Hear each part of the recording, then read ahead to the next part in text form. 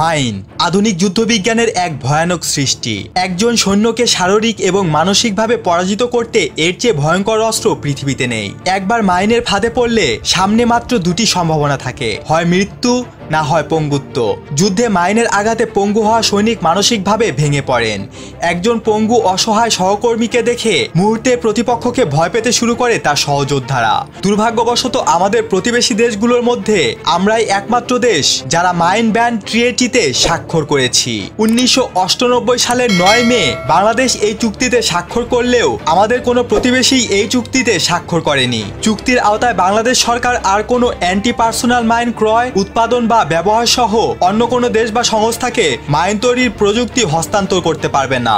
অন্যদিকে আমাদের প্রতিবেশী দেশগুলো যত খুশি মাইন উৎপাদন করে এবং ব্যবহার করে চলেছে। চুক্তির আওতায় 2005 সালের 28 ফেব্রুয়ারি বাংলাদেশ তার স্টকের মধ্যে থেকে প্রায় 1,89,220টি অ্যান্টি পার্সোনাল মাইন ধ্বংস করে। চুক্তির ডেডলাইনের মাত্র একদিন আগে অর্থাৎ 1 মাস সব মাইনগুলো ধ্বংসের কাজ সম্পন্ন করা হয়। তবে তা হঠাৎ একদিনে হয়নি, আর সেটা সম্ভবও নয়। বেশ সময় লেগেছে এই মাইনগুলো ধ্বংস করতে। 2004 সালের 2 নভেম্বর থেকে শুরু হয় মাইন ধ্বংসের কার্যক্রম, যা 2005 সালের 28 ফেব্রুয়ারি শেষ হয়। সেই দিন অস্ট্রেলিয়া, কানাডার রাষ্ট্রদূতদ্বয় এবং সাংবাদিকদের উপস্থিতিতে প্রায় 750টি মাইন ধ্বংস করা হয়। তবে মাইনগুলো ধ্বংসে এত দীর্ঘসূত্রতারও কারণ রয়েছে।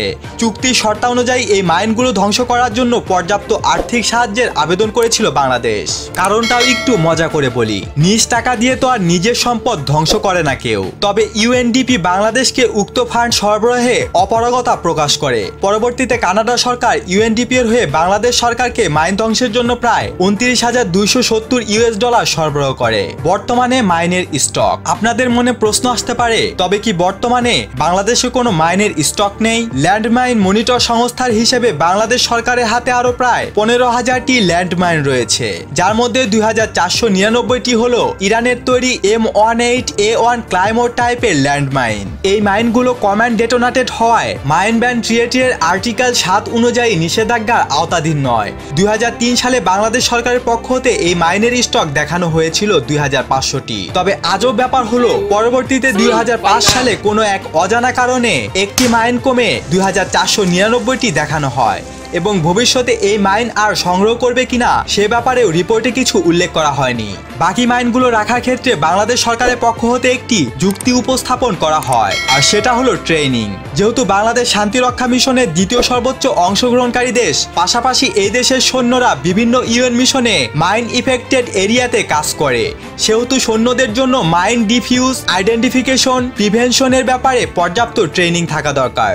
সেনাবাহিনীর 17টি ইঞ্জিনিয়ারিং ইউনিটের জন্য মোট 10,000+ ল্যান্ডমাইন রাখা হয়েছে বলে রিপোর্ট প্রদান করা হয়। এছাড়াও 2004 সালে তৎকালীন বিডিআর এর হাতে বাংলাদেশ বার্মা সীমান্তে একজন উপজাতি প্রায় 33টি অ্যান্টি ট্যাঙ্ক মাইন সহ ধরা পড়ে, যা রিপোর্টে যোগ করা হয়নি। এই মাইনগুলো উপজাতি